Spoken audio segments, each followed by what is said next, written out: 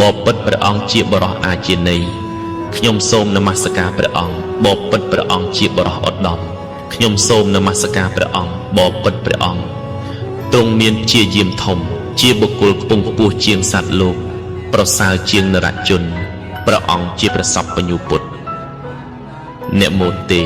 ពុរិសាចញ្ញៈនមោទេពុរិសតមៈពហុចនៈ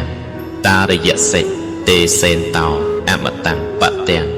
បបិទ្ធព្រះអង្គជាបរិសអាជានៃខ្ញុំសូមនមស្ការព្រះអង្គបបិទ្ធព្រះអង្គជាបរិសឧត្តម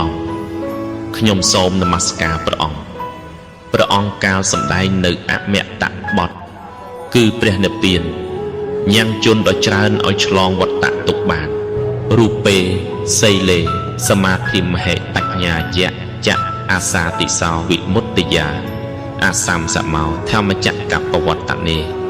ព្រះអង្គមិនមានបុគ្គលស្មើក្នុងព្រះរូបផងសិលផងសមាធិផងបញ្ញាផងព្រះអង្គស្មើដោយព្រះពុទ្ធទាំងឡាយដែលមិនមានបុគ្គលស្មើចំពោះវិមុតតិធម៌និងការញ៉ាំងធម្មចក្រឲ្យប្រព្រឹត្តទៅលា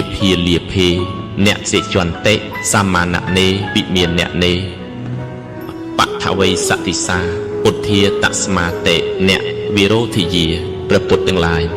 មានចិត្តស្មើដោយផែនដីមិនជាប់ជំពាក់ក្នុងលៀបនិងអាលៀបក្នុង